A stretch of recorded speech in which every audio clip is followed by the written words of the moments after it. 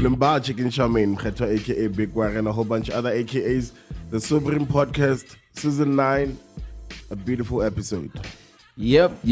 Definitely a beautiful episode. It's Big Fred, aka Asian Cuisine Chef.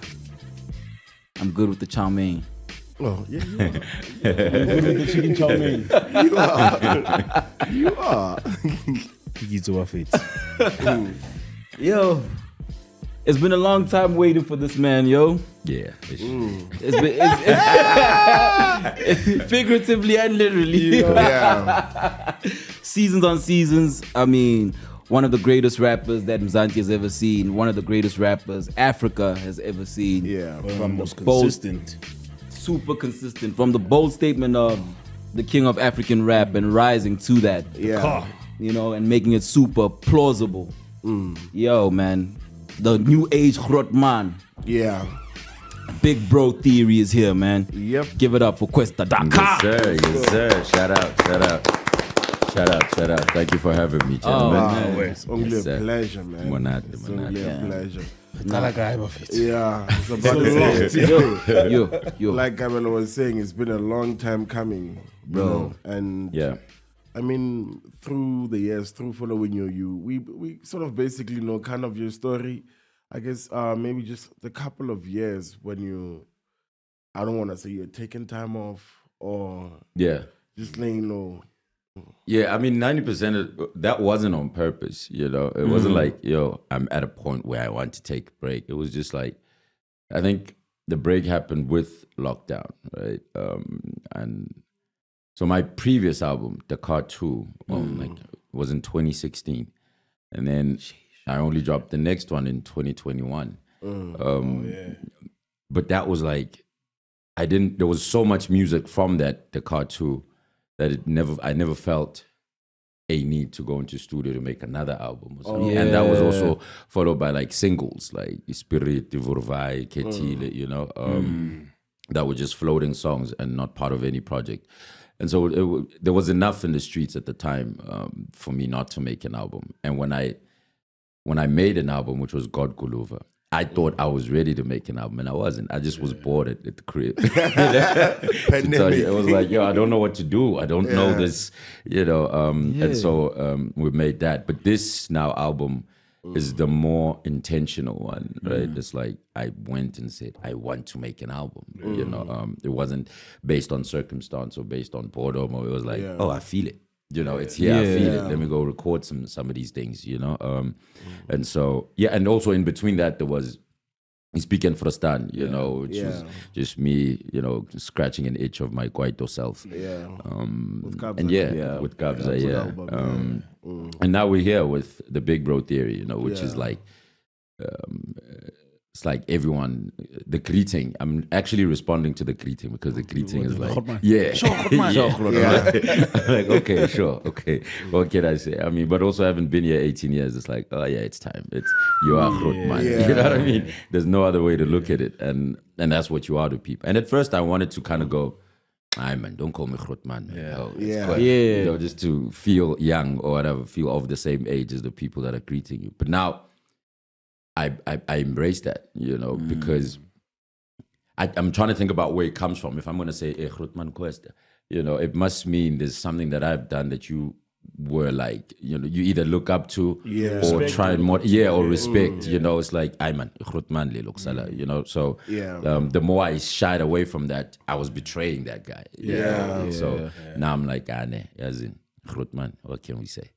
Yeah, and when you embrace it works out better. Because then the moves start aligning to that moniker and that title as well. Bro, even things that you're not necessarily planning or had planned, you just see things kind of getting into, this is a Grootman thing to do, and it's right in front of you. It presents itself almost, just by you taking it on and kind of embracing it and believing that it is what it is. And it is that for good reason, because hip hop is said to be a young man's game.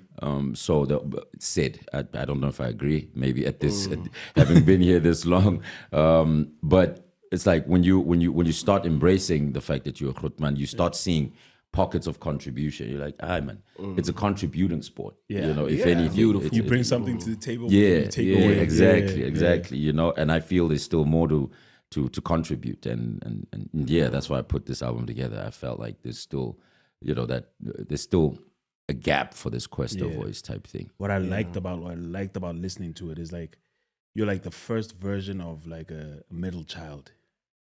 Yeah, You know what I'm saying? Yeah. You know? Because it's not just about you being the Grot man. It's Yeah. even like you're throwing flowers to Yeah, of your course. Grot mans, Yeah, you know what I yeah, mean? yeah. And as much as they don't have like, I don't know if Buslika like will be on something like in hip hop we've got Grot mans.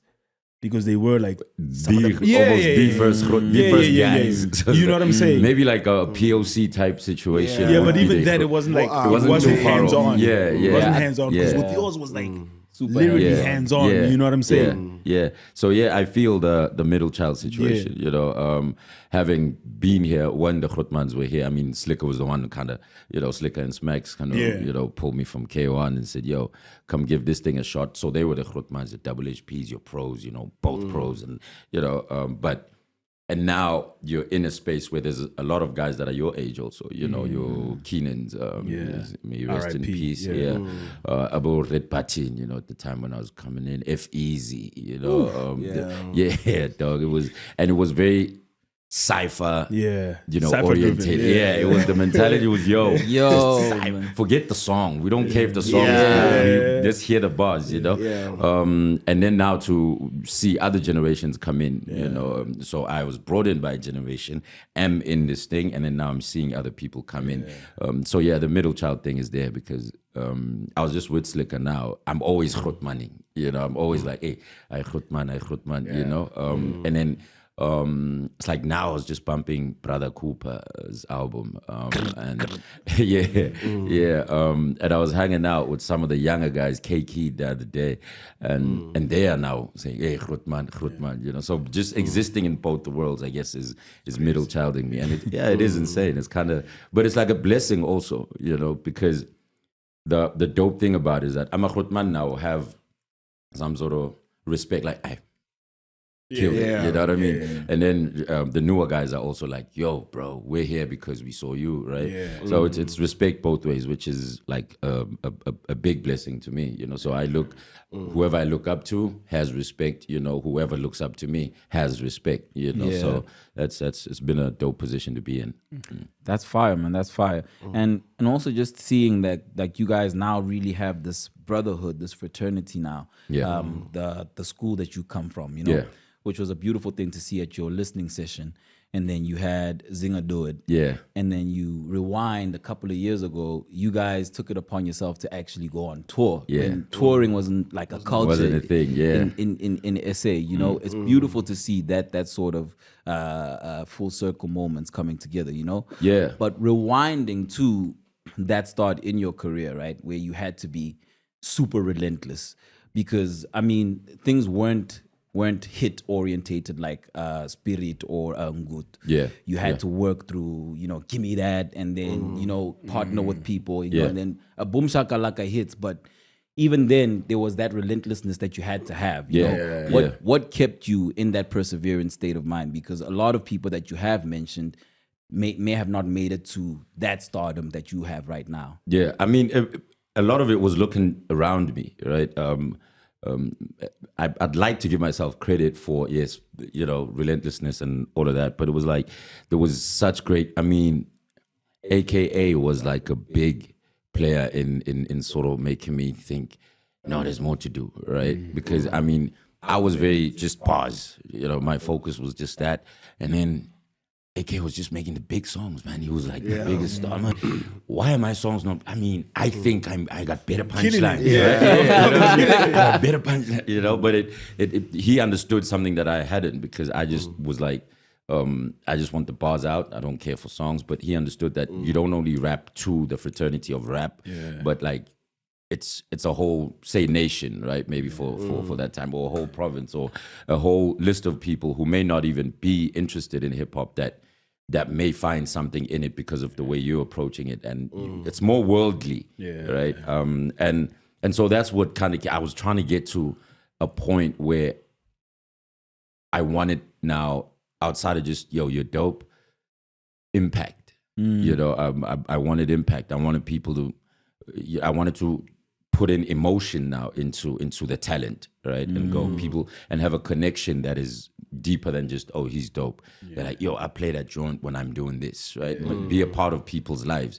So that the constant search for that, for wanting the music to be more important than just the talent, is really what kept me going. And also I just kind of always thought, I think I did it to myself, but I kind of always played or thought I was like very underrated, you know, regardless. You know, I think a couple of people would go, yeah, you're dope, but it was, you know, I was never in the conversation. And I really wanted, when AK and Tito were beefing, I was like, come on, somebody hit me up. Somebody built for me. Somebody built for me. I was like, yo, come on. I'd love to be a part of this. You know? Before you continue, I remember there was a time, I don't know where we're backstage, and AKA was like arguing with Nota about like, you can't kill him on a set.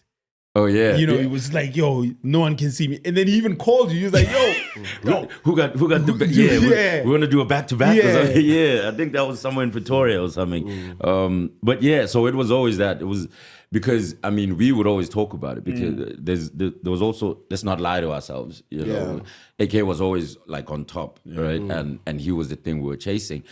I knew I in my head I thought, punchline wise, but I knew in songs, I'm like, these songs are more popular, right? But mine, every 4 bars, you kind of, if you drop that thing and I say that line, my dog,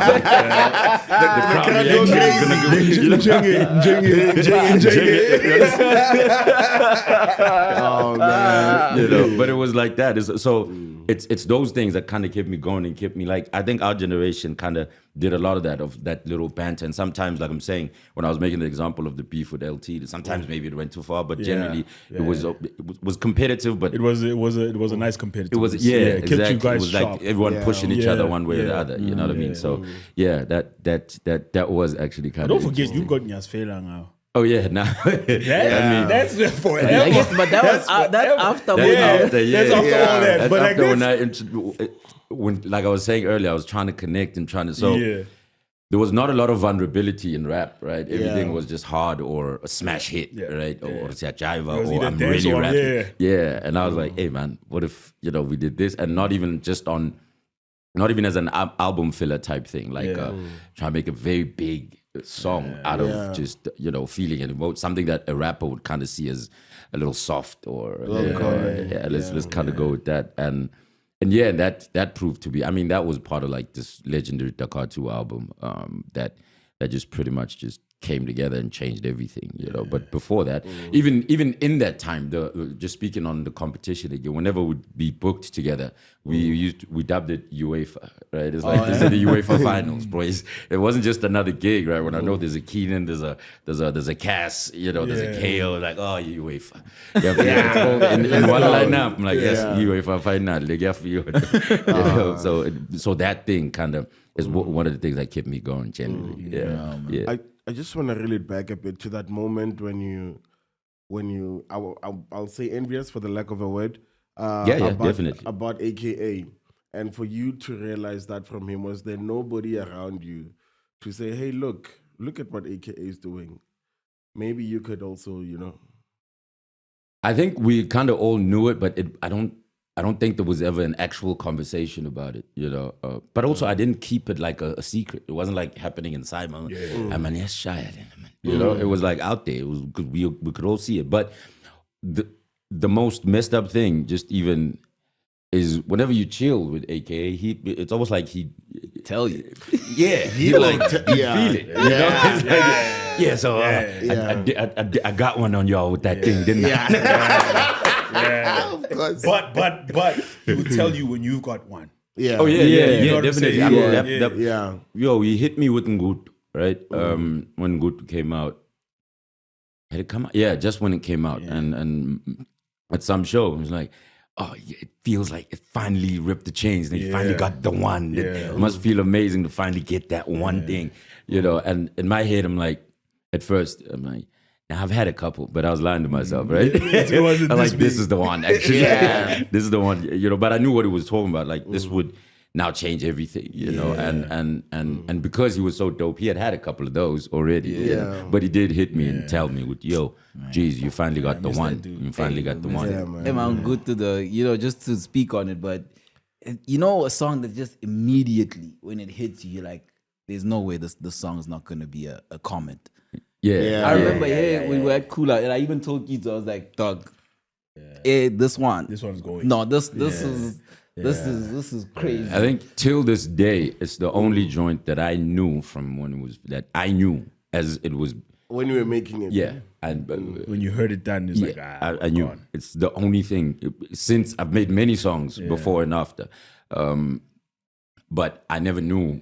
It still would be. I will put it out. We'll see what they say. You know, this in good. I knew from as we were done. I was like, oh, this is gonna be special. But I didn't know how far or whatever. I didn't have. I couldn't really fathom. But I knew this. It was a special joint. I knew it was very special. A perfect joint. Yeah, It was, man. Bro, we dropped that thing in Jan, right? Yeah. And nobody drops in Jan. We dropped it in Jan. It's still December hangover. And it's still, it's still worked on. We think, it's going to be, maybe, we're going to push the joint for about 4 months, 3 months or whatever, shoot the video, do the thing. And that song is still in some of my sets today, We were trying to just do it for 3 months and it's almost 10 years later, Hey, man, that song is everything. There was an era where we were mad at you because you performed it with a live band. Oh, yeah. You were I was tight about that. I want to hear that knock. I want to hear that knock, yo. Where was it? I got you. Fuck, man, I can't remember where, but I think it was for us. Was the first time singing with the band. We're just like, man, we get all the other joints, man. I know where you were. But We're in Monte Casino. We're in Monte Casino. Monte Casino. We're in Monte Casino. It was a Channel O movie. It was. I remember even the homie was there. Who's the homie, man? The homie that mentored Kanye. He was there with Nasty C. And I remember when you were performing, No ID was there. And I remember seeing him when you were performing your Onangu on the side of the stage. You were just watching like the reaction of the crowd. Yeah. I remember that day. I remember but y'all were mad at the band thing. Yeah, man. This is the first time we see it. We're like, we want that. Big, we're like, Sharp, do everything in the set, man. Yeah. But this one. Tell that drama Please. to relax. Give the drummer none. You give the drummer some, give the drummer none. Yeah. None on this joint. I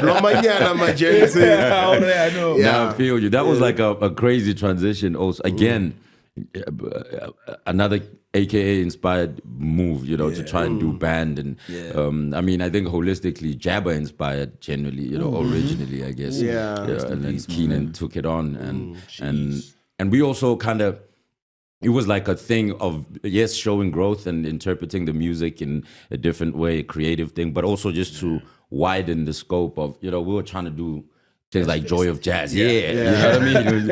We've done all the cool spots and things. Like, I'm trying to get into that though, trying to, there need to be Zonke and then Kwesta, you know what I'm saying?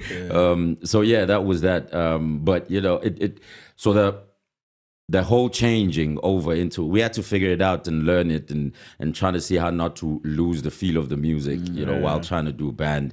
And at some point we had 2 drummers at the same. We went through a lot of things. We tried to kind of not make it, just normal, regular stuff, but also not lose it, but not keep it the same also. And so we went through changes. I'm sure there's a bunch of who went, when you were starting that thing, Vele. Yeah, no. That's what I was going to tell you live. No. Don't do that, There's very few. It's very hard, that thing, man. It's not easy, bro. It's not easy at all. There was a nice cruising altitude that you guys hit with the DJ.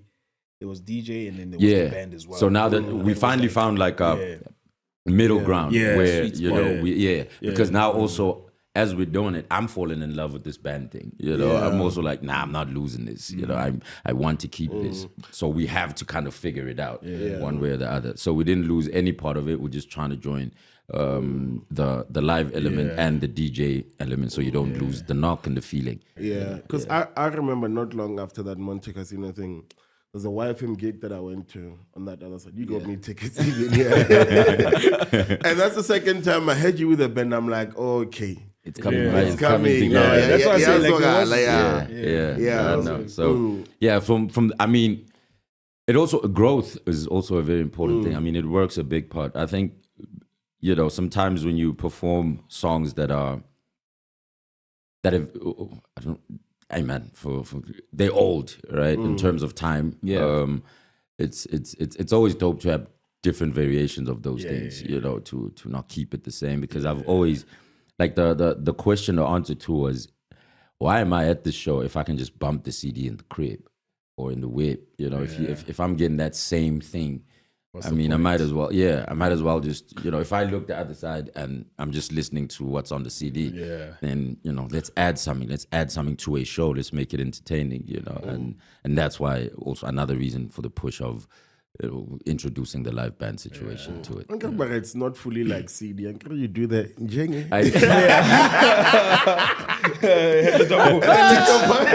Punchline. So it was something. It was something. That back to the CD crowd. Yo, bro.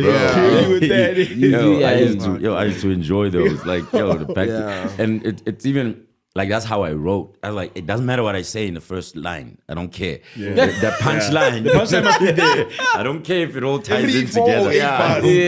I could be speaking about cats in the first 3 lines, but the 4th bar is about, you know, monster. But as long as the line is clever, and the 4 of them don't mix together, those lines, but that 4th one is gonna hit. I really didn't care about the connection. That's how a lot of y'all wrote. I wrote for the 4th line. That's crazy. In 4s. So what inspired that writing? Like, was it like a pro, or did you get it from somewhere internationally, or in terms of that? I think it was punchline definitely a pro.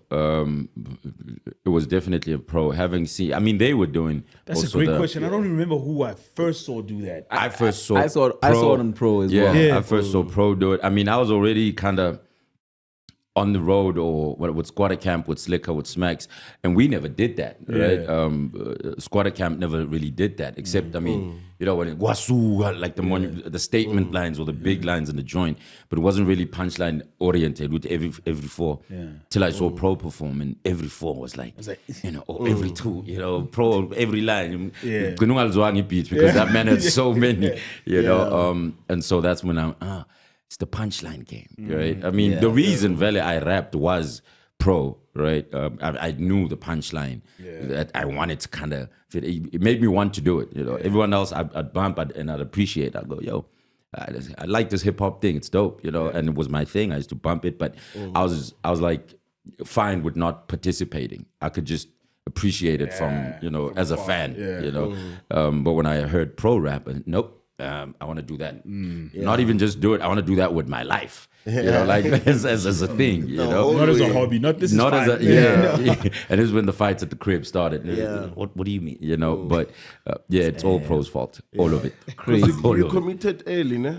Yeah, 18, nah? Yeah. I remember when you speak of the hip hop tour, I was still trying to rap as well. Yeah. So Kwesta was there. I'm like, the Sprite Hip Hop tour. Yeah, Sprite Hip Hop tour. Yeah, it came to Limpopo at some point. I went to the east. East Lord. To the north.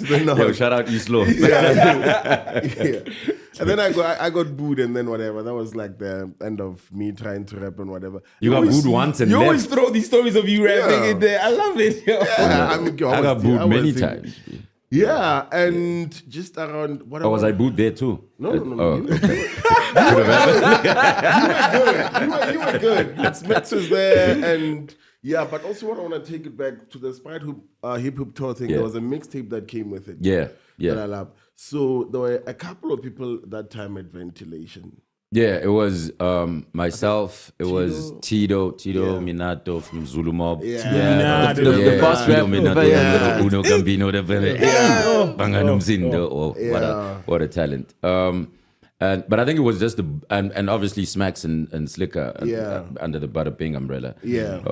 And there was like other talents who do other things. I mean, Umbali was also. Mbali Mlojwa was also a talent under Bada Bing, and Bonang was also a talent under Bada Bing.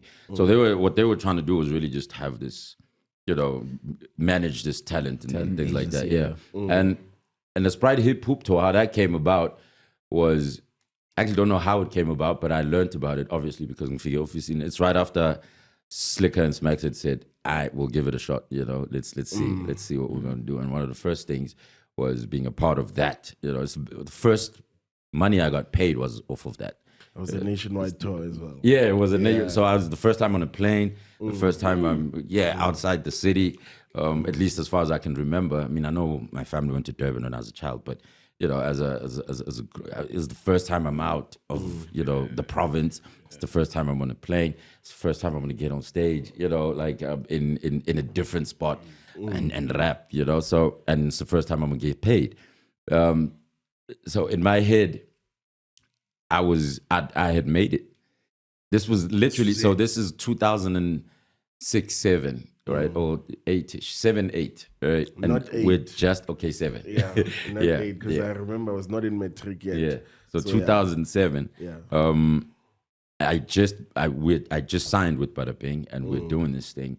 And then I get paid for this thing. I'm thinking, yeah, I made it, because also it's a big, why my head also thinks I made it. This tour has a bunch of things. Murafe is a part of this tour, Tear Gas is a part of this tour. I think Double HP also made an appearance here and there, so we'd go like to Durban and maybe, Murafe is doing that leg, and then we'd go as the headliners of the thing. The whole thing was to try and find rap talent while there's hip and basketball also. So the thing I did, because I'm around all these people now, whenever I go back to the hood, there's crazy stories to be told because I was around. Then I got paid, and I left. I disappeared. I was nowhere to be found because I was rich. Right? I mean, the money's here. The money's here. I'm rich, bro. I blew it. I heard those stories. I'm rich. And I went to Durban, bro, with like K-Master, and I was out there, no Maraza, no Zago, none. But I wasn't answering my phone or anything, because I literally just took the guap, left some for the fam, for the house. It wasn't even a lot of money. It was like 12K. At that time, I'm rich, okay? 12K, one shot. Come on. Then I went to Durban, and it took us about 2 weeks to run through that whole thing. Yeah, That's a lot. But we're recording, also doing. But I didn't say. Also, I wasn't speaking to Smacks or Slick. I just left, and when I came back, it was a tough sell. They'd already kind of was starting to go, but this boy's crazy. He's out of his mind, And DJ Naves was actually the one who DJ Naves was also part of the Bada Bing movement at the time. And DJ Naves was the one who actually put word in for me to go, I'm an unkind lenye chance. Oh, snap. Yeah, and but also that was after he gave me an earful. Right, like, hey man, you got, and then went to Slicker and Smack and said, man, okay, Jalen and Tony's and then I went there. They were shooting a music video for one of Smack's songs, and I'm not in that video. It's like one of the only videos I'm not in at the time because I was living large in Durban. And when I got there, so I almost literally lost it right then and there. Like right after it happened, it was almost all gone because I was rich. I got rich too quick, 12,000. Crazy what 12K can do, eh? You need 12,000. You need 12,000. Yeah, man. Fucking crazy. That's crazy. But wait, you're saying you got booed once and yeah, and I went and figured out my life, man. And bro, I got booed after even working with Smacks. Well, during, I think it was around the same year or just in the beginning at Vits. No, at UJ. It wasn't Vits. I was at Vits. Yeah, it was UJ. They were very happy for you. No, Vits went well. Vits was dope. It was at UJ. Yo, bro, and they started throwing things. I was like, yo. And that's how UJ, no, them rappers were rappers. Yo, UJ so also it was a vernac issue because that's when I figured out later, right? I wasn't figure out, but I realized, there's guys who actually don't mess with what you're doing just because it's in vernac. It's like, nah, we a different breed, B. I remember the bees. Those times. Yeah, they gave Squatter Camp like some hell. I remember a lot of people were saying like, they're selling out, rapping in vernac, I remember those stories also just as a fan Indian, listening to either, Bad Boy Tilly and Sansa or something. And hearing the squatter camp stories of how, they're not rap because they don't, it's quite, it's not English. It's quite, So I kind of caught a bit of that flack, Damn, I've been here long. And because today doesn't matter. It doesn't, Today is like, hey man, just say your stuff and, project, do it well. Doesn't matter really what language. Also, again, maybe another reason we should give AKAs flowers. I was about again. to say, because there came a time when it turned around where if you weren't in Vernac, you ain't getting no play. And he even said it. And he obviously just kept was going like, with the he was English. relentless. Which goes back Tell to you though. they can boo you once, but you keep coming back. Exactly, bro. Keep coming Who back. went plaid without a vernac? Yeah. You know what I mean? Let's talk Let's talk facts. Give me some damn credit. Nah, for real. You should have went back, bro. One boo's not enough. Nah, man. Also, I think why I got booed is that. So it wasn't Seshego. I'm from Lebahomo, so there's a bit of a rivalry mo. So when the headwear was from, I think they took it very well. So I was You like, should have lied, B. So many should have. Seshego's own, bro. I told him, I'm from the east of From the loop, I would get me robbed. Oh fuck, man. But that's crazy, man. Because it's funny with Quest. It's like your demeanor is also, it has this humble aura to it, right? Yeah. You have this humble aura. But once you start talking, there's a beast that just comes out, man. Because I remember also on Twitter, you were one that would pop off like a little. Because I remember the MC list that Bass put out. Yeah. And I think they put you at like number 9 or something like that. Yeah.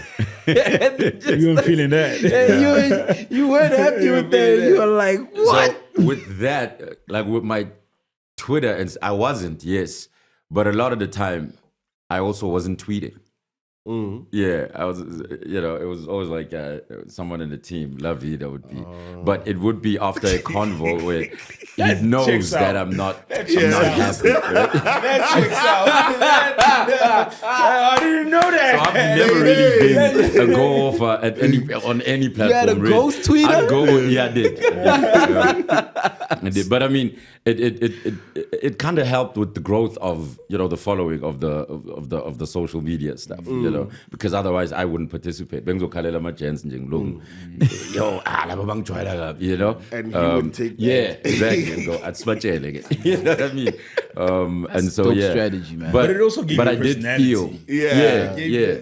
I guess this is why when it's like, I did feel a thing about it, did feel a way about it. And with the aura that you told, I don't think Nyanyatsega. That's the only thing that I was about to say. Yeah, it's like Nyanyatsega, because I don't go, yo, let me put on my humble jacket and then until I get to say something.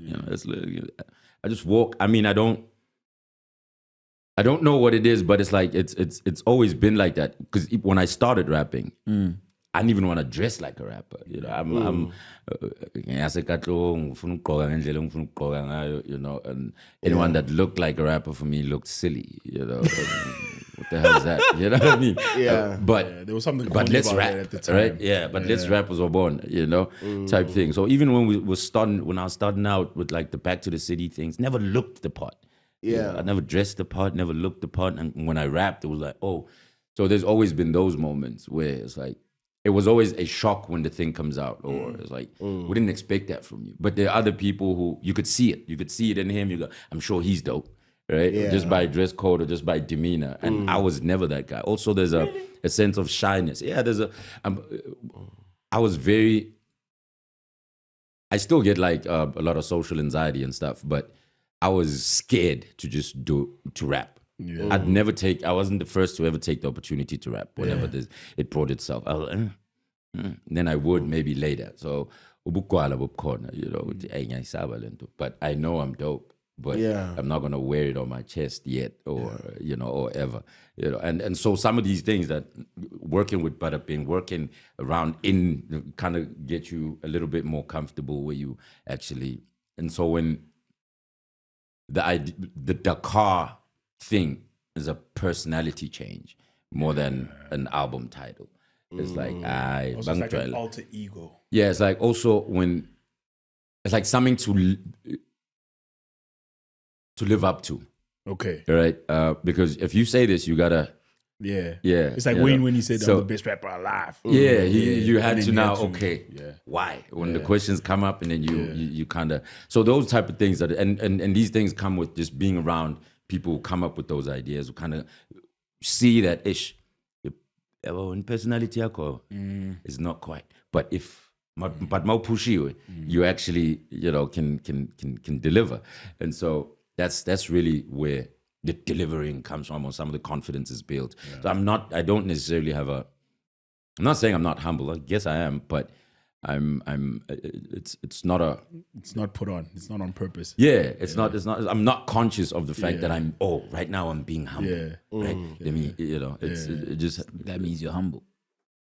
Oh, he's just quiet. I'm just quiet. Yeah. I mean, I nothing talk wrong with shit. being You know? humble. Yeah. Because if you have to say you're humble, then it's like, Are you really? yeah, I'm a humble guy. Nobody says I'm a. I guess. You know what I mean? I guess. I guess. Because it's crazy, like in terms of like the star power that you actually have and the way that you carry yourself. You know what I mean? It's just like even when we said like the engineer asked us, "Oh, who do you have today?" And I said Kwesta. And then He's like, not really. Who you got? he looked at me. He's like, "No, No, for real question. He's like, what? Quit Yo, playing. you got Kwesta." See, I've never been able to measure that. I've never really been able to like live the part. So I've never realized how big things are until, something just slaps you in the face. Like going to the Summers and winning 6 Summers. Crazy. Wait, what? I mean, you see it and it's of a certain importance, but you don't necessarily, you're not too aware of it. I mean, and now it's like, but no, bro, don't. Maybe don't. You right? you say that there's, which I want to talk about as well, because that was like the one Kwesta thing that I was like, that's weird. Yeah. Urban art or something. Oh, yeah. Didn't see What happened? I don't know. The Magnati. The Magnatis, the shoes. them hiking workmen. We dogged those. There was a time when me and him, Yeah. anytime we say something is bad, Yeah. That would be that's the the example. reference. That's the reference. Like, don't be like, Oh, man. But anyway, I was doing a session for the TV ad or something. Yeah. He came in there. The only thing the homie asked for was a bucket of Heineken. I didn't know I could ask for more. I probably would have asked for Like, something. that's it. Yeah. Damn, those shoes, right? Oh, man. I had no hand in the Adidas design, shoe were they but shout out to Terex? Urban Art. Oh, the Terex. Yeah. It was, yeah. I had no hand in the design. Yeah, I know. It was just a collaboration. I mean, now we're working with brands and stuff. Let's see what. But now okay, I know. Next time, please put me in the design. It needs to. It needs to. And look that's what I'm good, getting at. least. Like, you worked with brands like, for a long time, bro. Yeah. The music video you shot was at, what's that store? Cross trainer. Cross Oh Trainer. yes, When yes. Cross Trainer was Take a that. thing. Yeah. But I mean, at those times, in fact, maybe almost at all the times, it was always like the cross trainer thing. I think was it was still Bada Bing, so it was something from the office. Yeah. Right? I mean, it's not like I said, but I met but the guy. like I think from- the guy was Julian. Julian. Yeah, right. Bhutan. No, not Julian from Oh Bhutan. no, Julian with the pose. Julian with Remember the- the yeah, pose with the game with the pose, sneakers? With the Oh, that Julian. That Julian was crazy. That guy He would went always crazy on Twitter as well. He did. He was the face He of was like crazy.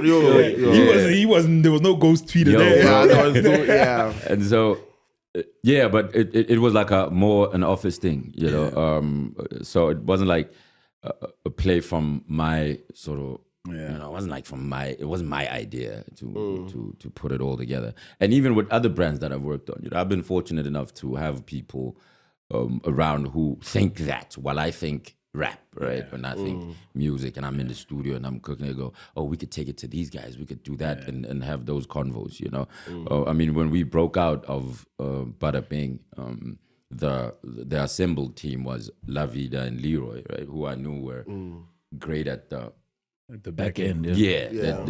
So every sort of brand association or anything that's I'd have 2 cents here and there to go, maybe, but would never really attend a lot of the meetings or anything. I just, okay, it's done. It's like this. It looks like this.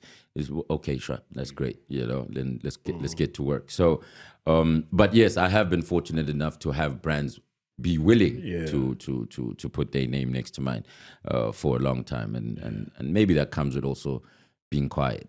Right? Like, he seems like he's not trouble. No, sharp. Good. So it's not necessarily my genius. It's just the work behind at the back end, and also just so maybe it's a safer bet. Yeah. But I just wanna. Not that you didn't look like you're gonna succeed, but you almost came left field. Like you're saying, like you go to the summers, you win 6, and then at that time you have the most expensive music video. Oh yeah, Spirit. Yeah. What I guess what I'm trying to ask is, like, as much as it surprises you, are you able to take it in and be like, all right? So I went through a bit of a down point at almost the peak of my powers, right? Around 2018, I've been a shop, because I don't think I'd sat down to kind of take things in. It was always just something after something after something. It was always this, churn out another one, or it was just. And in 2018, I remember a friend of mine, whom we were actually working with, Leroy. He's like, Fana, why do you look and feel so unhappy? Like you look heavy, and we had the convo, and I was like, I don't know. I just feel like from the point of maybe the Ingo to my Bamba to like 2018, it was almost autopilot kind of situation. I was just there for the ride. I wasn't aware of a lot. I wasn't sitting down to kind of go, oh, let me plot. Where do I sit? How do I feel about that? Wait, maybe not that. It was just, I was just there because we're here now. We're here. So we work and we do, and so in 2018, I think it kind of caught up, to me, and I didn't want to go to studio. I didn't want to rap. I didn't want to make music. I didn't want to do anything. I mean, that's when songs like Abu Vuruvai and what they were already made. Right? It wasn't like I was in the studio cooking, but they came out at that time. But they were probably a year old at that point, or from our point of view, at least. Even with things like Spirit, I'd had it as a thing I'd written, and Makwa and I tried it, and we left it, and came back to it, and then it was like, but yeah, so I wasn't aware of everything, I never sat down to really kind of take it in. I guess this is why I found it hard to measure brand Kwesta according to maybe behavior or whatever, or be able to quantify or accept that, oh yeah, of course I get a round of applause when I walk into a room, or I'd never really sat down to take all of that in, until obviously the world forced us with COVID and all of that, and kind of that's the only time where I really had a long time to sit. I mean, after that down in 2018, I just got married in 2019. I was kind of, I was fine now. I've taken it in, I know, but I wasn't really making music also. We did a camp in Ardis. We worked on some things. Some of them were terrible. Some of them were dope, but just to try to get back into it, and really and that's where songs like, Who I Am and were made from God Kulu, like the last joint, which are very reflective, but also very finger pointing towards me, very self-mutilating kind of thing, because I was kind of in my head going through all of that. But in going through that, I also noticed a lot of things that I did wrong, could have done right. Friends you didn't check up on enough because you're on this autopilot thing. Family you didn't get to connect with properly because, and so in 2019, I was trying to get that back, and I was good. I was going to family more often. I was speaking to family. I was seeing family. I had just gotten married, and then lockdown. Right? Yeah, and then that's when you sit and you wallow in all the things, and you kind of reflect, and you go, and then that's when also we then fight, and rap life is dead. You know. Yeah, I was gonna come to rap life like that. In terms of the decision to start rap life, and the people that you chose to start it with. What was the thinking behind that? Why was it a U and an X as also like the faces of it? And what were the prospective plans before it got dissolved? I don't think there were plans in the beginning. It was just, let's start a thing that's ours, but my sort of the smartest people in the room is who I wanted to kind of work with, especially with just putting it together and back end, and this would be La Vida and Leroy, who were just smarter, just strategic, right? I'm not, wasn't or not. Now as I grow, I'm like, in your Grotmanness. In my Grotmanness, I kind of go, hey, strategically I could do that, it's but as a talent, they had that, like they just could think strategically and were some of the best minds I know, in general. And so that was that. And X is my favorite rapper, period, right? People say that changes. It doesn't. X is my favorite rapper, and Touchline's my favorite rapper now, of this generation at least. And so with X, it was always, he'd just come out of the Cash Time situation, and like, hey man, we're doing this thing for him, come through, we'll be face, we'll do that, we'll share it like this or whatever. And then they start having that convo, and he's comfortable, and and so for me it was always just, the talent is there, the business minds and the marketing and the boom and the strategists are there. That's fine. We're a studio, I'm a rap, and we're gonna work with TLT, who are guys from the hood, who are from my hood, who actually. Them niggas were from the hood, bro. Yeah, blind. Them niggas actually searched for me, like in the hood. Right? They search for. Nah, them niggas was exactly. from the hood. And like, Guvaga Quest, like walking around, just asking, Guvaga Quest. At that point, I think I just started with Bada Bing. This is maybe 2008, 2009 or whatever. And they walked around the whole hood just asking, Guvaga Quest. And then they finally found me. But when they found me, I big in a studio in the garage, like it was just a computer and a mic, really, and that's where we were all kind of recording. The 12th hour is long gone now. What do they call it? This is at the point of my redemption to Bada Bing. Oh yeah, because my redemption at Bada Bing was crazy after the 10th hour. I brought in like 10 songs a week or something. I was like, that's crazy. I was just, I'm like, I came in. I think even before I dropped a special request, Tito was supposed to drop an album initially, right? But with the songs that I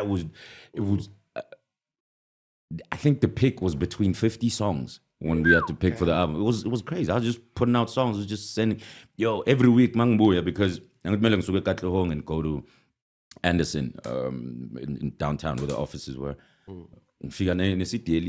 The whole every day, every time I'm there, there's new music. There's new. So I was like, it's hunger. Let's put this album, So crazy. So my redemption was crazy. But damn it, I lost. Yes. So them guys came. We had this little studio, a garage, where I was kind of churning out these things. If I didn't walk to Togo's, because we also used to walk like 4 or 5 kilometers to go record. But so it's gonna set up a garage. I rapper. I just feel it. But now must figure they didn't expect a studio set up and a thing. My name is this, that, and the third. I rap. Okay, sharp. I rapper sees, the guys rap. And then later, I realized that they tell me, we're not actually coming here to rap. We came here to battle. Yeah. Like, we was looking for you for a battle, bro. We kept hearing, you're like, K1, what? They from that class. They from that school. Oh, my word. It's your house. Niggas was But then they got taken aback by the recording and maybe the reception. I know, gents, I know things. Oh, okay. Let's record, I know. Oh, what a guy. And then that's when we started the relationship and kind of I just kept working at it, and so naturally, when my head was sort of going into starting our own thing, there were guys I'd rapped with for a long time, and I said, so let's go in and try to see this thing. So yeah, that's the thought process, I guess, of the rap life thing. It was never. So my dream was always just to rap. The other things were just kind of necessities that were necessary as you grow as an artist. So yeah, found your own thing. Yeah, do this, trying to build a legacy, something you can build and see, and that's tangible, and that you can live off of, and blah blah blah. And that was the thing. But it wasn't, at least not for me, a very strategic type thing. It was we're here now, therefore we must. Yeah. And Tilmo's had one, man. Yeah, Yeah, that's on the DAKAR too. Yeah, they had. They were actually making some. It was just so the whole crumble of the rap life thing really kind of probably hit them the most. Yeah, to be full, because they weren't yet fully established. It was like we were. I mean, it was taking its time, but we were steadily trying to get it to a place. And so when it all cracked, it's like, oh man. What now, But I mean, they still bros. I still help where I can. I was with them just the other day. They were at the listening session. It's like, still my bros who are doing their own thing now with top tier music. Yeah, they doing their own thing, top tier. They messing around with mixing the Yanos with the raps and stuff. They got a specific sound that they really trying to perfect. But yeah. Is that why you took so long to come onto the show? Because when Rap Life things were came out here. Yeah. You guys gave birth to this whole thing. I don't want to say that. That was so random how all of that happened. Yeah, it wasn't. We didn't intend that. No. That happened to us. Like literally. Platforms are for And that. we played into it at some point because Nah. no. Played into it as a strong statement, but no, because Nota came and then But Makwa literally he asked to come. Magua asked and then we let him. So We won't that say no. happened That's to what we us. do. That's we have platform. And of course. he had clearly And this is what we- stated that I want to set some Facts straight. right, Yeah. I mean, we which knew is it a was general coming. urge for a human being, Yeah. Like, no, I want to say it this way. Because also, we could be out, it's like how we're sitting now. Perspectives are different just by positions in this room, even though we're sitting doing the same thing. So one would generally feel the need to kind of go, oh no, me, I see it like this and like that. And so when all of that happens, it's like, the real thing is the fact that it's dead. Like, I can't believe it. It was It's like, crazy. all man. those years are gone. Like all that effort or whatever for whatever reason, right? For in fact, for the sake of being here, because it's my fault, right? That it all fucked out.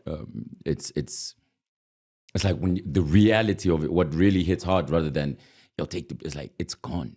It's gone. What a time, So bro. that time when everyone is speaking, besides what you're feeling, what stops you from adding on to the fire that's happening? I tried to, and then realized You tried. I couldn't. Yeah, I tried to, but the more I explained, the worse it yeah, got. the worse it became, and so I think that's then the brother opt out of trying to have the convo, because I've always I try to go, if we're not having the convo together, there's always gonna be something that another person tries to explain. It's like if I'm saying something now and then expect somebody else to explain it, but it won't come out the same, because what I'm trying to say is this and what you're explaining is that. And what I was told, it becomes this whole conversation about just and then it's broken telephone and things. And the opting out was that I tried. I was like, nah. And then I'm like, also I'm not built for that, right? It's like I'm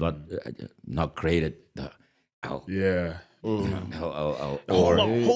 say, You parted out, because I remember even when you went to Slicker, you know what I mean, you had that. It was a beautiful interview and a beautiful conversation, because you were on like a accountability tour, because even like it really spoke to even the content on God Golova as well. There was that moment of, I wouldn't say, for lack of a better term, sanitizing the situation, but still, because taking the risk, like, I mean, there's if we come together to do something and the thing doesn't work out, there's no way the finger goes to one person. So we all kind of go, oh, because maybe your fault was not listening when I told you that this is not the person.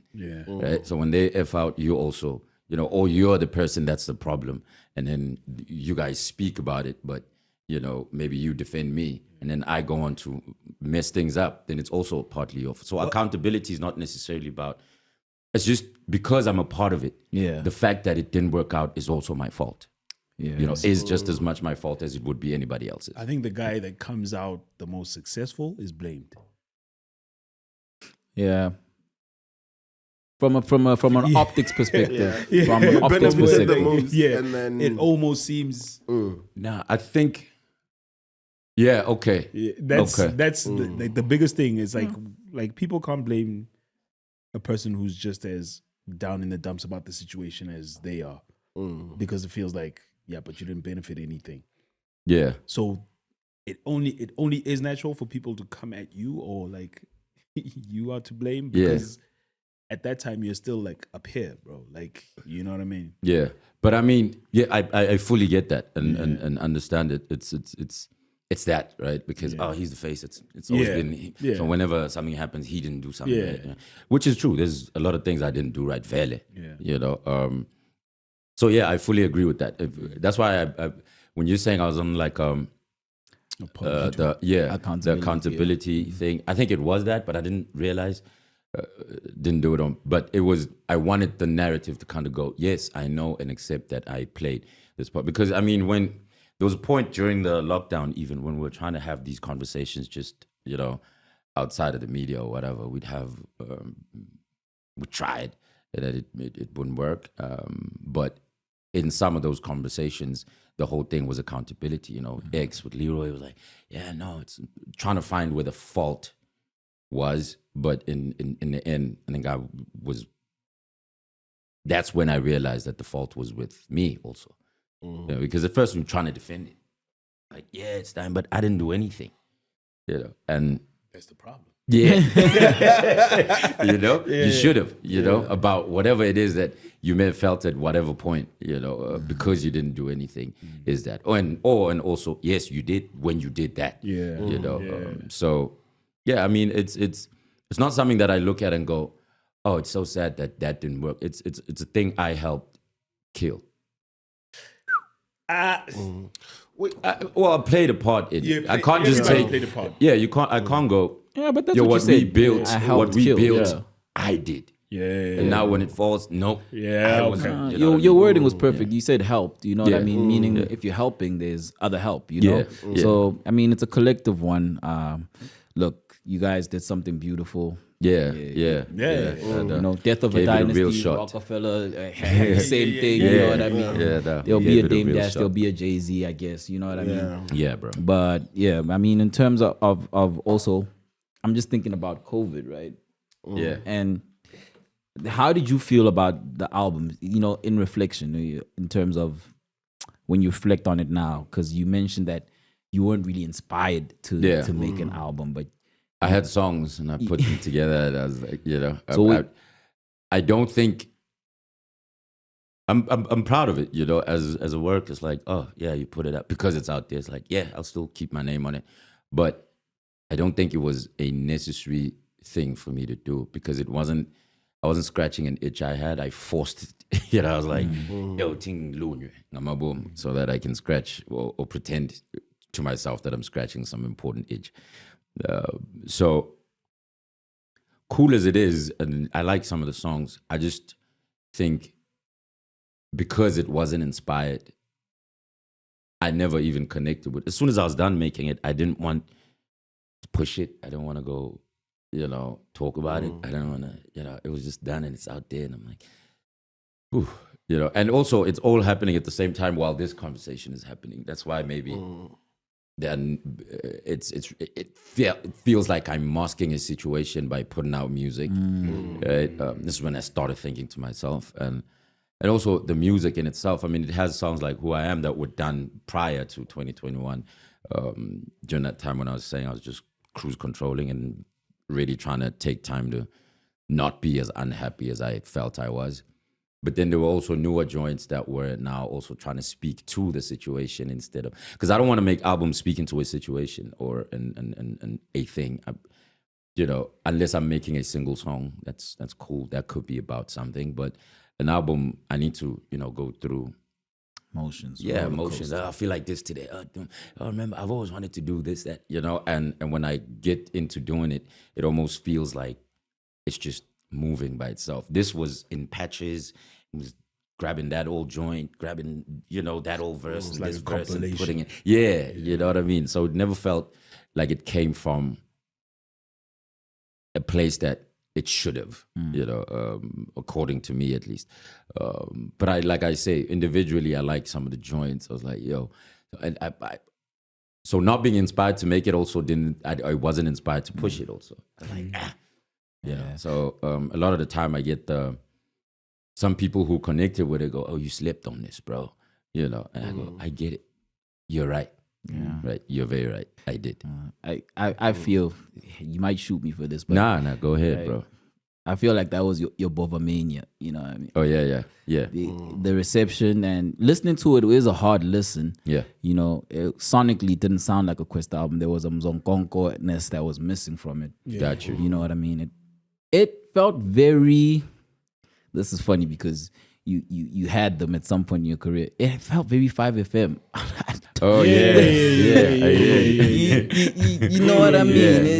It felt yeah. very removed from. It's like maybe anything from the catalog. Removed from it. It feels like it lives on its own. Granted, there's still special joints. Like I say, Bovamania has energy. Oh, you know yes, what I mean? yes, like, yes. You can't take that away. They are those ones on that album. But, and then that's why I equated to like, COVID really brought out some interesting art for artists. Gotcha. Yeah, it did. You know what I mean? Especially in hip hop. Yeah. Because Yano's was a different story. So there's also an identity issue. Like, if I let this Yano's fly, maybe let me drop something and change the whole narrative. You know what I mean? COVID was really weird for rap artists from my perspective. No, definitely. I can definitely attest to that. It was weird for me. So I fully feel that, and I feel that way fairly. Not even just I'm agreeing with you. That's how I feel also about the album. Like, it's very, that's why I say it's maybe very unnecessary. Which is also another thing that led me to making Speak and Frostan, right, with Kabza, because at that point, I'm like, the Janos is doing its thing, and I think at one of these, they used to have like the performances at the TV shows, or either live streams or whatever. So we went to one of those, and I bumped into Kabza, and it's like, hey man, we should work on something, as all the artists do. Every artist that meets each other, but we actually got to it. Like after that thing, I think I hit him with a DM because I don't think I had his number. I commented something on something he posted.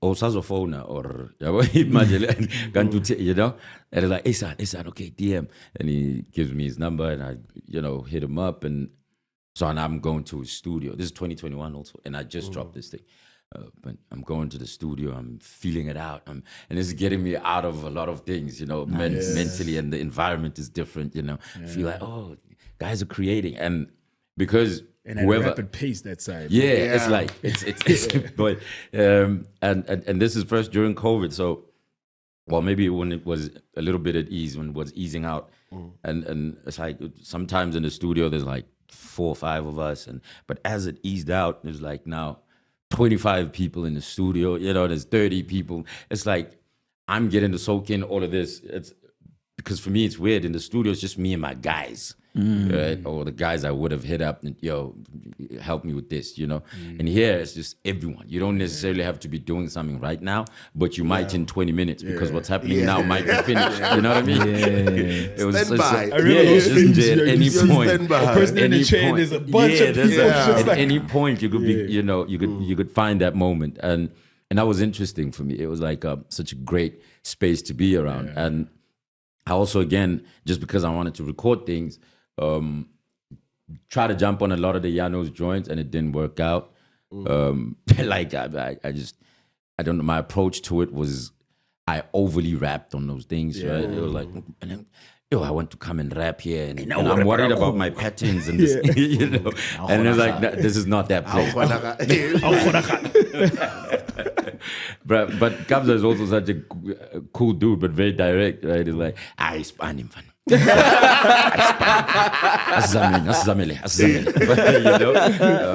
and so we did that, and then but we're getting to know each other also. We're hanging out, we're chilling, feeling each other out. Yeah, and so we just go, what if we made some Kwaito stuff?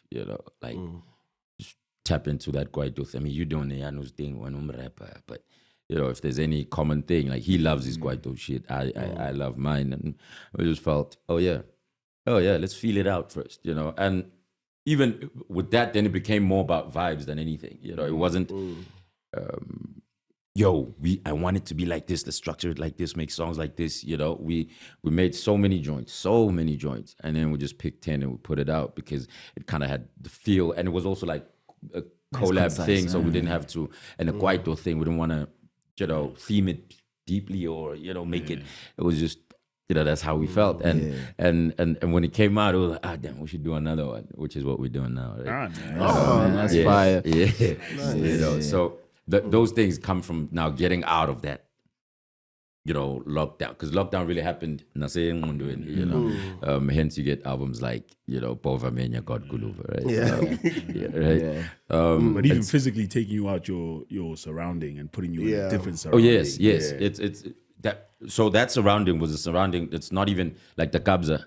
It's not like, oh yeah, I missed this. I'd never done it. It's like, I don't know what this is. We don't know this. I don't know this world is a different one. So that was fun for me to kind of go, oh yeah. I don't have to feel like, I got to do that. When we set it up like this, that means this comes up. I was like, I don't know what's going to happen here, but I'm definitely a part of that. It also makes it feel like the pressure of making the music wasn't there. Yeah. Like it was fun. It was to do. fun. It was just, I enjoyed the Mm. process of just being, even when I wasn't working on a joint, right? Just watching the other bros, come in, Stana would come in, do another joint, and, Ninu, Utali, it's just, all these guys are there and they just pump, and to hear it and then hear it when it's out and, having been and seeing the process, it's actually very crazy out there, but it was inspiring also just to create from a place of joy and just, a positive place and not, and not try to, I want to say this. I want them to hear this. I want to jingle. Yo, man. So that helped me a lot. That helped me a lot. And we get to the big bro theory. Yeah. And it's so conceptual, and like you hit the nail on the head for real, like from every standpoint in terms of, like I said, the listening session spoke to it. You know what I mean? Yeah. It had a Grotman feel. Yeah. It was so, street elegant and mature and youthful at the same time. Speaking to how Gito said, like you one of the middle children of this rap thing, especially in the South R, right? Yeah. And then you see the cover referencing Big Bang Theory. You know what I mean? Yeah. It was just like, that's really dope. And even there, when you started off, you start off with the tough love, big brother tone. Yeah. You know what I mean? Yeah.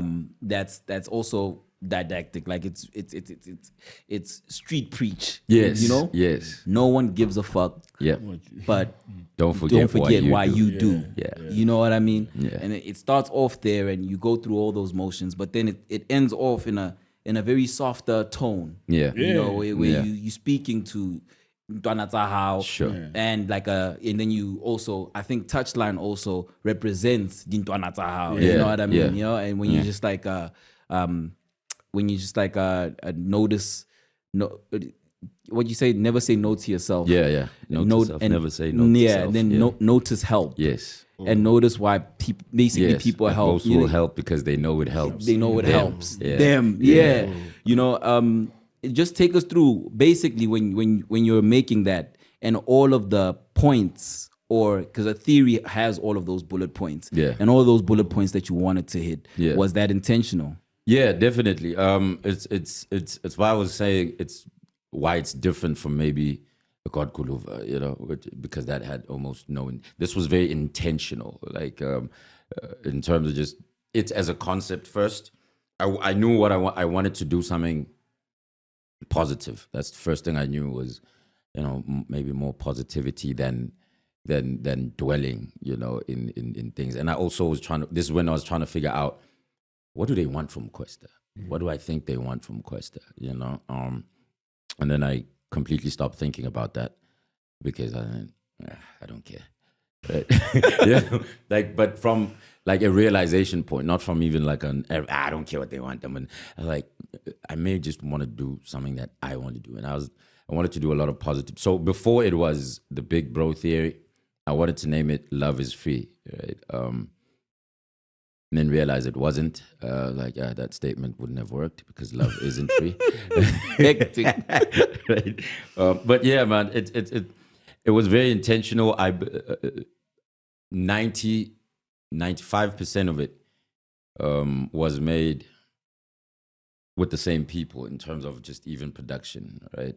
Where the kick, from the kick to the very, last hi-hat was built in one room and at the same time, and with me writing to that, right? Not a lot of it was, I got this thing that I have. There was some of those, but like I say, 95% of it was really built up. Like you could feel the song get built. So, and I thought that would help with being intentional about it, and not having or finding yourself in a song and you're like, oh yeah, all of it was like done on purpose. And the reason was to kind of go, I'm grown. One of the things was I've been here 18 years, right, in the game generally. I'm grown. I care more about family than props now. I care more about my well-being than I do about, the reception of what I do. And I'm a married man, but I love this game. Right? I love rap. I love, watching guys rap and come up. And those were the things that I wanted to kind of speak on and go. So you're right. I just didn't know how to, at first the confusion was, do I end off as tough, or the tough love, or do I start with that, right? Because do you start it soft and then end hard, or do you, yeah, but okay, pause. But it's all good. Yeah. With the head motion as well. Hey, yo. I was like, that's how backed up I am. Okay, stop, eject. Yeah. As you were. Shout out. So yeah, the intention was that it was to big bro it out, but without also being preachy, which is why I wanted to be in control of the production and be a part of that instead of just asking for beats. Yo, send me this, send me that. I knew what it sounded like in my head, but I may not have heard them, but I knew what I wanted it to sound like. At least the parts of it, like the tough love, big bro, the okay, he's married, he's figuring things out, or the inspiring big bro, and then the show love to the game, big bro. And yeah, that was the intent. I mean, the first is to go, I could really rap. Yeah, don't forget that. There's that is here, and that's not even to kind of say rap like this and then I'll think you're dope. It's like just rap though, right? Just however, whatever your style is whatever you just be able to rap. Just care about this pen. Just care about writing. Just don't just follow.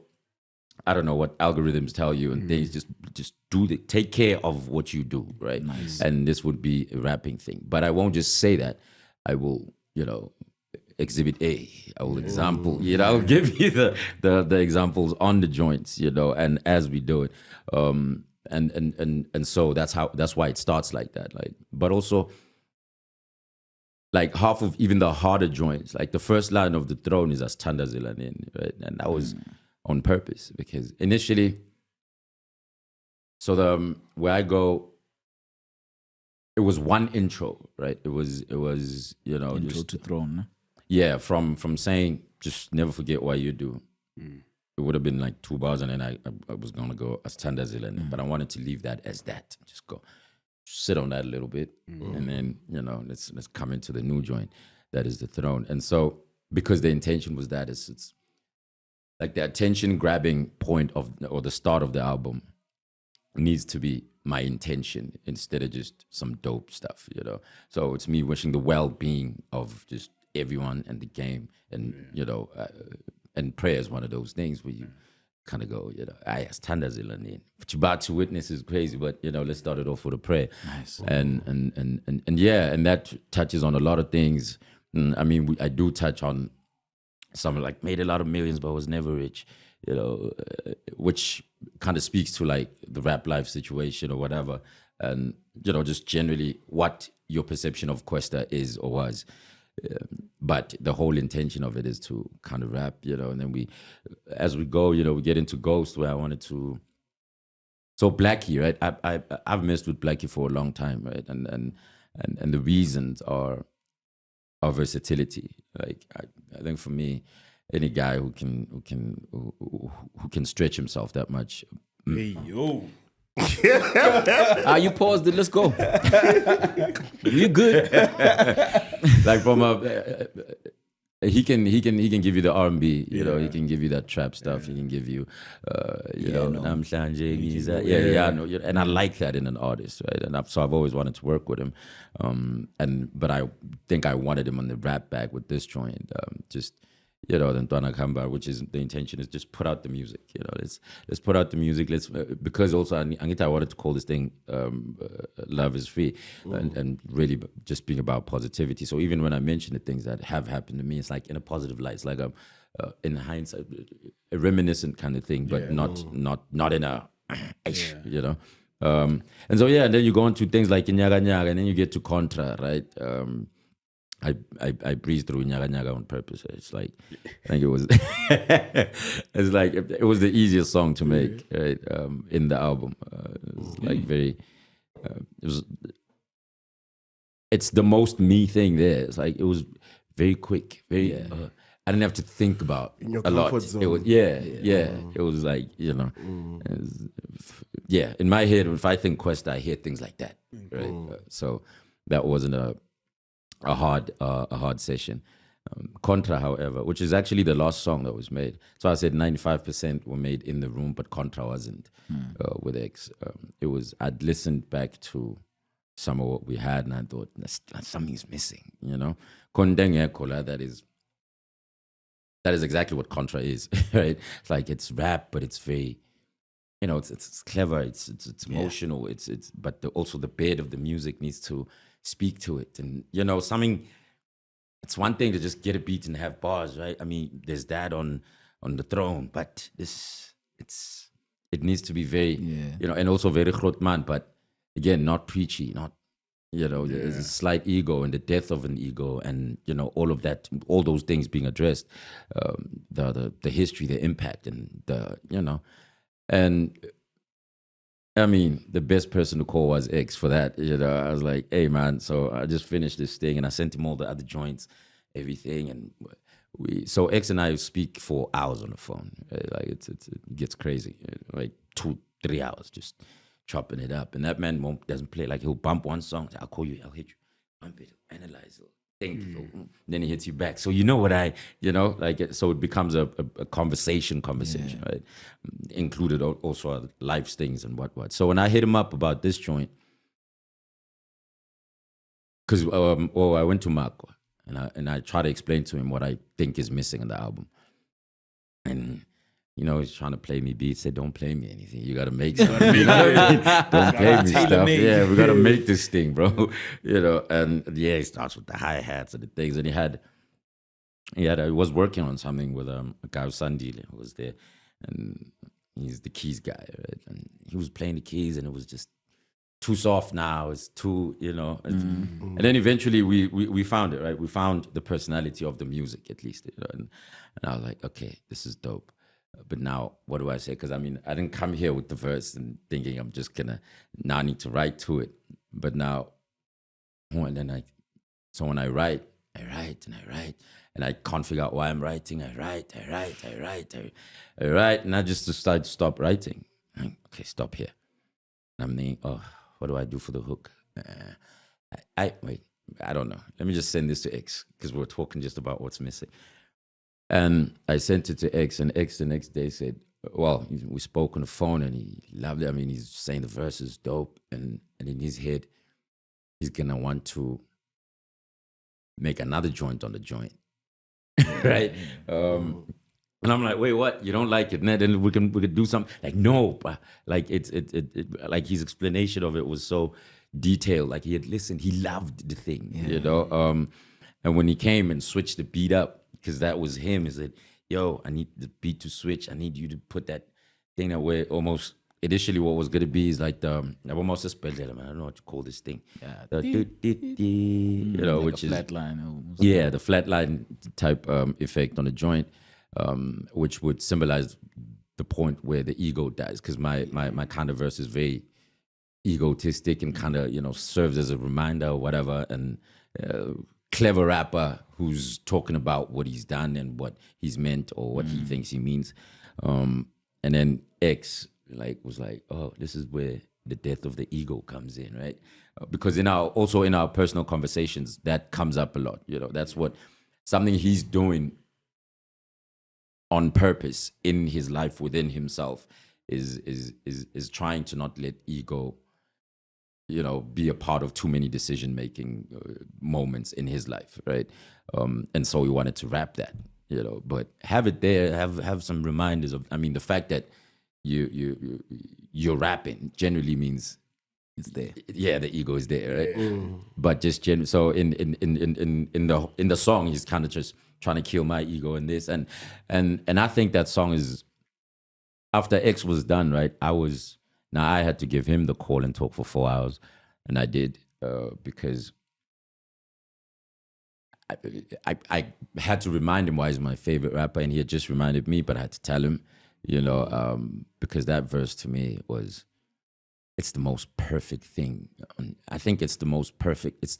I think it's the best moment in the album, right? If you had asked me, it's like it was just so well understood, so intentional, so on purpose, so, you know, this level of, you know what I mean? It's like, you know, it's and yeah, and when we put it out, then, and oh yeah, we had the conversation about the hook. We're trying to, like, nah, B, there's no need for that. I think there's so much going on. There's enough on this. Just the intention is there, and it's exactly what I wanted. Even when you flip the beat, you know, X at the start of his verse, it's exactly what I wanted. I didn't know I wanted that, but I wanted this sort of, you know, thing to happen. And yeah, the juxtaposition. Yes, you know, yes, yeah. But still very rappy. Yeah. Right. Still very, you know, it's not my gents complain, you know, it's like it's very it's clever, right? Yeah. And that was what I thought was missing. And when we added it, the reception has been insane, right? Nice. For that joint. Yeah, you got to shoot for this, right? Which is also now my confusion, right? I don't know what to shoot for, so I've shot a couple, but that's a short film there, right? Yeah. You want to direct? Come on, let him. And he can. Yeah, he can. Yeah. Let's get to talking, Treatment, bro. Let's get to talking. Get it, I don't have any ideas with the visuals. I mean, there's some things that float around the head, but I don't have anything. We could definitely do that, bro. No doubt. We could. So that's one of my favorite joints also on the album. And yeah, man, I mean, I'm going off now. But I had to spend time with that song, right? Yeah. So the album is just that, man. It's just me being a Grootman, but also, you know, not a Grootman who's out of touch or doesn't appeal. I care about some things, like why EQ is on the album. Like I love that kid, right? His energy, he's just in room, and his ethic, his work ethic, has just been dope. You know, I've known him for a long time, in fact, even like maybe, I don't know, 8-9 years, you know. I've known him, and he was working Nabomakwa a lot, and he was always there, just sending songs or just playing me joints, or just I find him in the studio and I gotta disrupt the session because we're working on DAKAR or whatever, you know. Yeah, you know. But he was always there, you know, and he's always showed love to myself and Umako, and I've just loved his energy. And I had this joint that I was just like, ish. This may be the one thing that doesn't fit in this album, but, you know, it for the fun element of it, but still have like why and Cheyenne, you know. It's not because me, like it. Well, believe it or not, I don't know how to make party joints, right? That's funny. That's fine. I don't know how to make party. never made a joint intentionally for the party. Yeah, It just so happens. I don't. You could think about it. You know, I don't ever. Yo, let's get down. It's I mean, I have the Ingutu, right? But it's just it's not quite. Yeah. So, okay, maybe that. Yeah, okay. Yo. Even at the time, I got that flat. It was. I was just that was my 5FM thing. Yeah, that was clubby. You know, Yo, shout out to 5 of them. Yeah, of course, the of course, description of course. is not Yeah, you know what I mean? not a bad one. Yeah. Yeah, I'm sure they know. She's No a love, part-time no lover, and a full-time free. That's That was also that's pure, yeah. that was 5 FM. Shout out. So yeah, it's. I wanted a joint like that. Like I wanted to. I mean, I wanted to represent hood still. Have some hoodie stuff that is happening now in the hood. What the hood is tapped into, and you know, I hit up Abu EQ because you know he's really he's really tapped in like that. You know, and then you follow up on trademark things or things that are now slightly becoming trademark things like wedding joints. You know, I was like, you gotta add one of those, right? You gotta add something That's like a that, one, right? eh? You're right. That's all that one. Hey. Yo, bro. No, but that one, man, is Yo, Kilimu is that Yo, pimp, right? yo. I'm also just thinking, you drop it now? Like, nah, not now. Maybe when people maybe drop it. Does that even matter, actually? No, with that, it doesn't with matter that when kind you of- drop with joints. That kind of song. doesn't matter. My dog. When they chose That's the it, guy, For me, right? that's the no-brainer for me. When you said video, I was like, even when I could listen to session, I was like, What are you talking? This is video the coming guy. up. Video coming up. This might be the second you single. got Black Diamond, they come through with that. You know what bro, I mean? And those I mean, we were in artists and they came through out there and like we knocked out a couple joints, right? It wasn't just so there's still some stuff that's not out that's gonna come out. We like stretched out. Yeah, but no, just I mean, we made the most of our time, you know. That's better. That's Wordsmith. And yeah, so there's still joints that are not out yet. But it's like the energy, man. Like it's like I want to work, I want to do it now. Tanya Devs is like he's somewhat a freestyle god, right? Not a lot of people know this. Doesn't write a lot of shit down. Apparently, he just just gets the melody and just gets in there, says a word. Okay, that word sucks. Let's do, you know.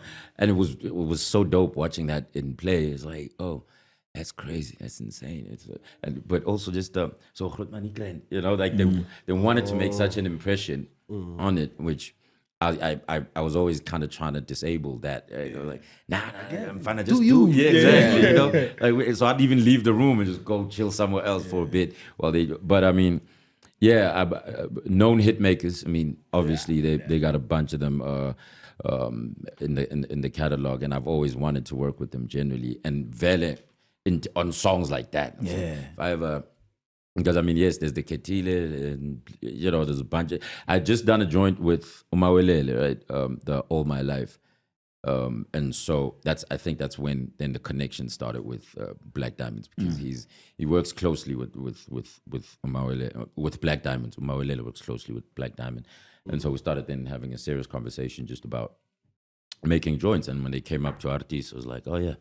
Konja, we did say so. We also again created from that space, right? And intentionally wanted to make like a wedding joint, or a song that celebrates love to a point where you're just picturing wedding, and which was a tough thing for me, right? Because, because I'm already married, and it's like this joint. Well, not tough, but it was just. It says fantasy. Anymore. It says So I needed it to be. Yeah. Right, I needed it to be fantasy more because it says it promises marriage. He's all crap. So now I'm like, hey, he's all. You've delivered on that. Daniel Obola, Then I'm like, well, I've been through it. So you know, and so I kind of you know the good and the bad.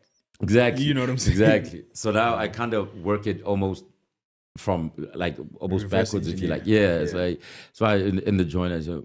And then another thing we're gonna do is we're gonna have kids, you know, 2 girls. You know, I will do it. You know, so it's like I'm speaking to her. It's like before we got married. If you would think of a prelude to Ketile, right? Yes, type situation, right? And that's how I kind of approached the verse and understood the joint. And yeah, again, yes, we will definitely shoot a video for that. Shout out to Black Diamond, man, hardworking crew, you know.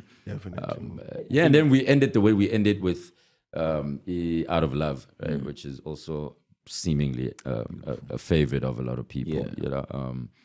So when I wrote that, right, it was first I hit Slick up, right, because I was like, I was writing this song and and something just hit me when I got to the part of just wanting to speak about the game or show love to Touch and his generation and what they represent, right? I love these, God bless these rap kids that I'm alive to see, kind of thing, you know. And I hit Slick. I don't know why. It was 4 a.m. in the morning. Slick answered. Well, I sent him a message when he didn't answer. And I don't know what I was saying in my message. Must have gave him the wrong idea. He thought I was gonna F myself. He's like, yo. Hey, what were you thinking? I'm like, nah. I was home about. So the conversation was about passing the baton or maybe leaving the game. You know, when do you know that you've done enough? Is this because these are the things I was asking myself as I was writing, right? And so I try to say that to Slick, and he thinks. Leaving, I'm like, leaving the world Earth, now. Yeah, I'm leaving Earth. Especially after the Ricky thing. Exactly, right? So in his head, he's got that, and he's like, oh, I need to, you know. So there we are having a conversation at 4 a.m. Gandhi. It's really just about me not knowing what position or what I'm gonna do and say at this part of my life as a rapper, right? Something that would at least. Sorry to just there. I'm gonna hit the loo quick. So, yeah, when I wrote that and when I finally wrote the chorus and finished all of that, I was now looking for, you know, the perfect person to sing it, because I was like, I'd made an example, well, an example of it. I'd recorded like a little sort of sample type thing. I'll send him this, which was obviously horrendous. It sounded terrible, you know, because I had to, I'm singing that thing. And when I sent it to Amanda Black, I mean, I hit up Amanda first and, what are you working on? What's going on? What are you busy with, you know? And she was telling me, I'm just chilling. I mean, we got that. And we had just done a song for her album, a previous album, Gutenina. And so I just thought, hey, maybe this would be dope. And so I sent her the joint. Well, she agrees to do something. So that she's like one of the only people who didn't come to Artis, right? Because also it was like, I found a voice only after. Like, Amanda, right? And when I sent it to her, she listened and she loved what the joint was about. And she sent that thing back like once. We didn't fix a thing. Beautiful. Nice. She did fix something. In the chorus, I had written, God knows I'm not good enough, right? Which means not perfect, really. But and then she said, I don't sing about such, B. I'm gonna change this lyric. Yeah. God knows I am good enough. You know what I mean? Shout out. As it's just there to do you, please. It works, you know. And when she sent it back, man, it was magical, you know.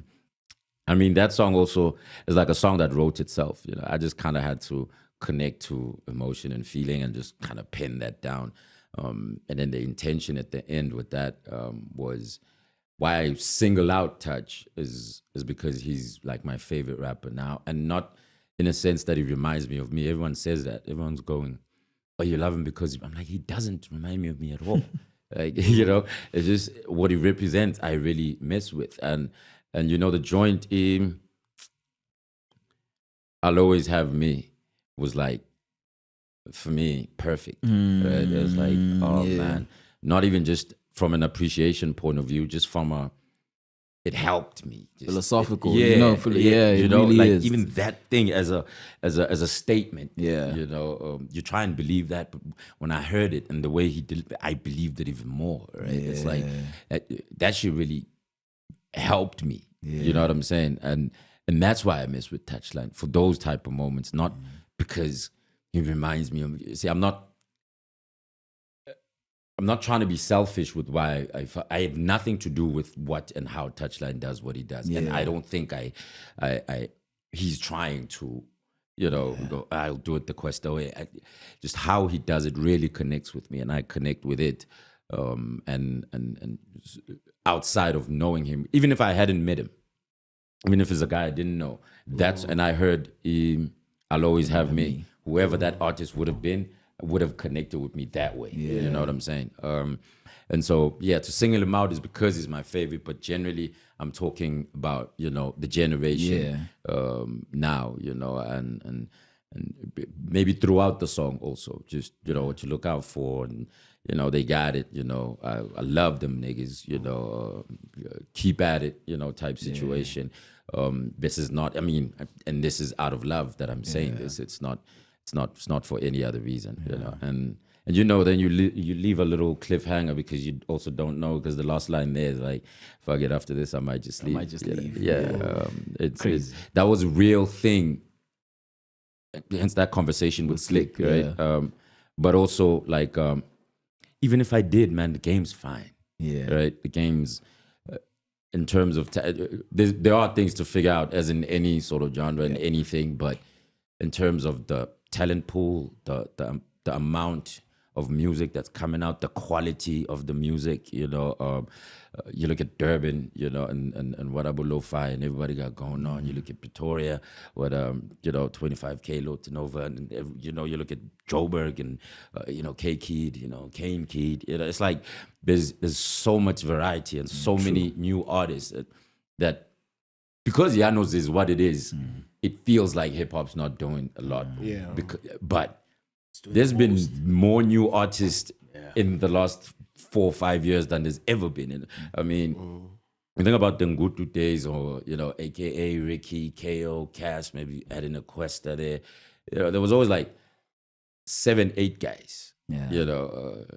Also interchanging. It was. Now there's like so many. A lot of things and talents too. Just the colors alone. Just the colors alone, and this also, I'm just saying the 9-8 guys just from maybe here, there was always obviously Abu Zagwe,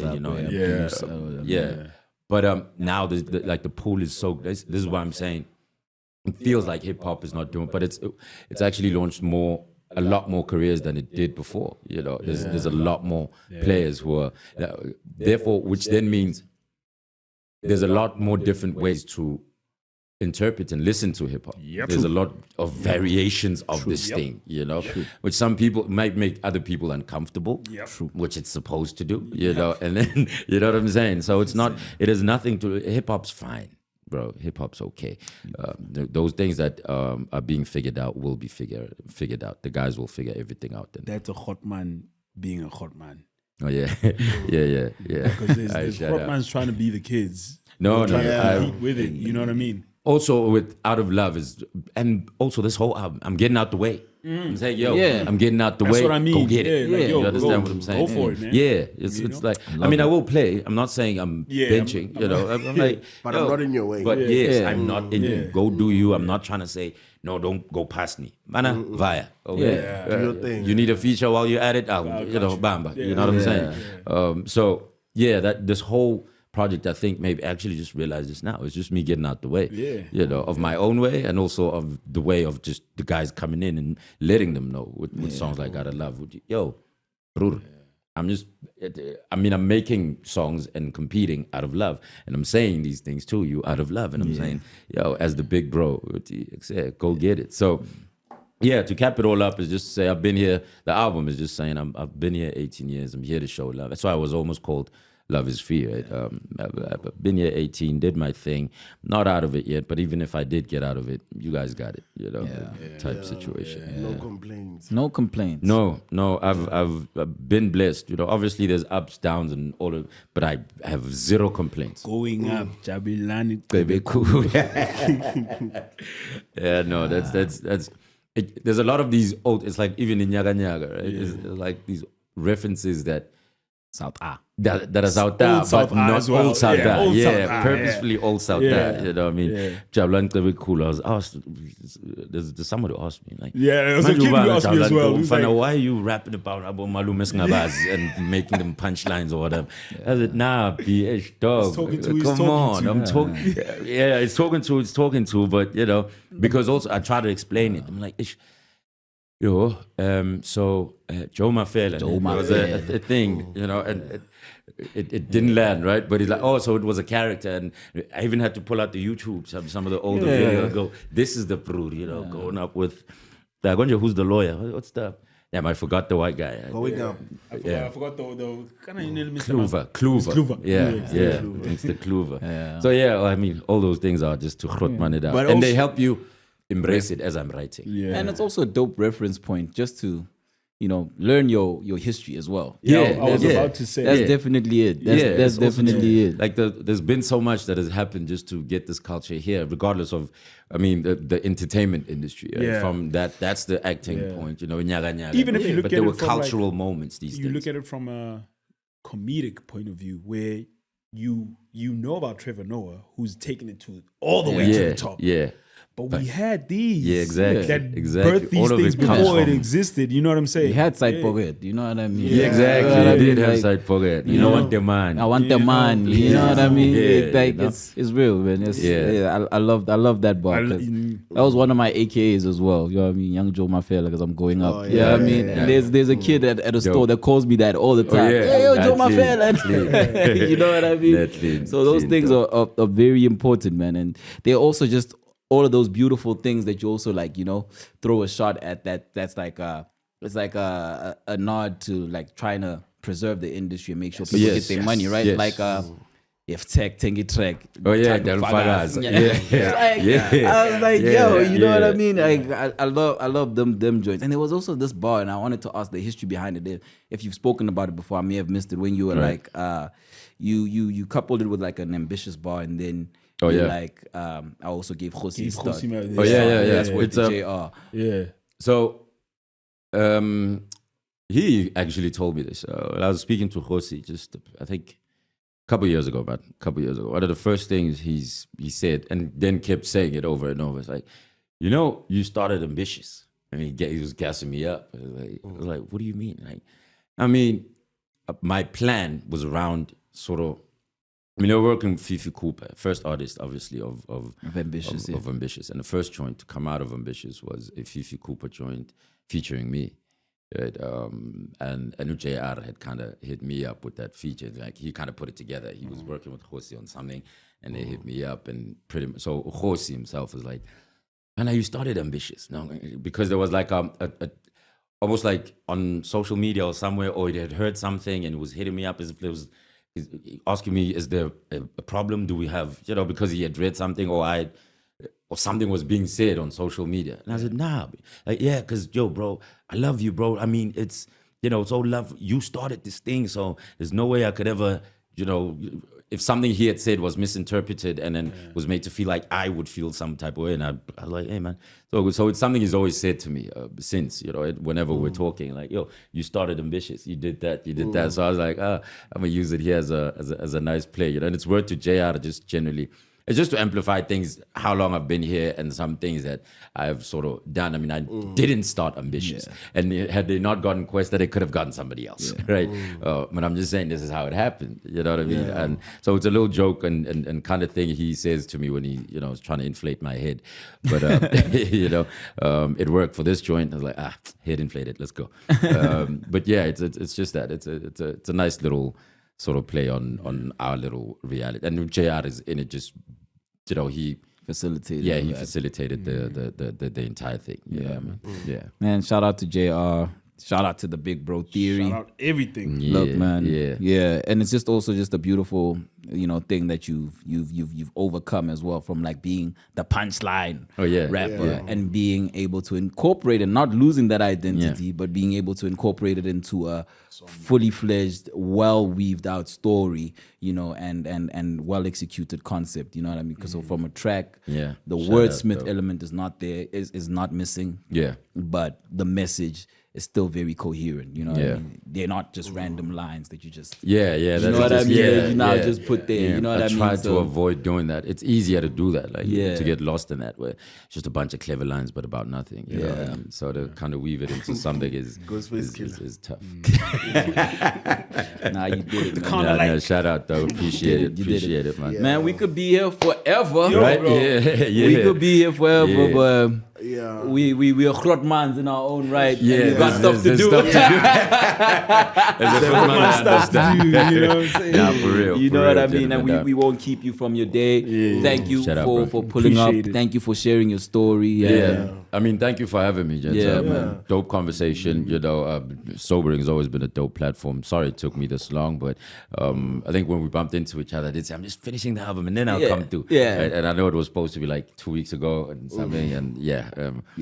yeah, but I'm glad we finally made it, man. Shout out, dope convo. To the next one, till the next one. Till the next one, man. Till the next Shout one. out to you, man. Sir. You know, the whole time I was thinking, just before we ran it off, like, while you were talking, I'm like, this interview is like, you know, fagumoya, the loaf of bread, the white one. That you eat Oh, yeah, with chips, yeah, And yeah. then with chips, because it's just like, I'm full. Like, Yeah. it's, like, Yeah, I'm also very. Like, it's I'm- beautiful, Could have been man. full like 30 minutes ago. I'm like, yo, I'm full. We excused you for a Still, bit. you know, I'm not even like in a, I'm annoyed type of way. Like, I feel answered. Like, I feel like the wait was worthwhile. And I just feel like I It's should tell you perfect that to your timing. face. We didn't waste it, right? Yeah, we man. did it, It's man. like, Shout out. it's full loaf and chips. But I think it's also just yeah. you need to take some of those props because it's the setup and how the conversations happen. It's like you allow me to kind of go, you know, it's not so question, like, yo, tell the story, you know. So but also it's because there's knowledge from where the questions come from. So whenever I talk, it's like, you know, there's involvement in the conversation. So it's just your layout and how you guys have it set up makes it kind of easy for guys to talk. You know, yeah. Thank you, man. Shout out. Thank you so much, man. Thank you, Quest. We forgive you for the urban art. Shout out to yo, that's the a right. twos come Every down. great rapper has something. There's You know, always those Nas had his sneaker. Nas had a lot of things. You know what I mean? Nas had his sneaker. Yo, Naz's redemption story is the craziest. Yeah, I mean, you Yo, see what I mean? Yeah, So, he's you gone know, through. The, yeah, yeah, So shout out, It was though. necessary. It was It's very necessary. It's Yeah. part of the story. You know what I mean? Definitely. You know? Yeah. Shout out. Cool, man. Just like that. Shout out to my moms. Yeah. Salute.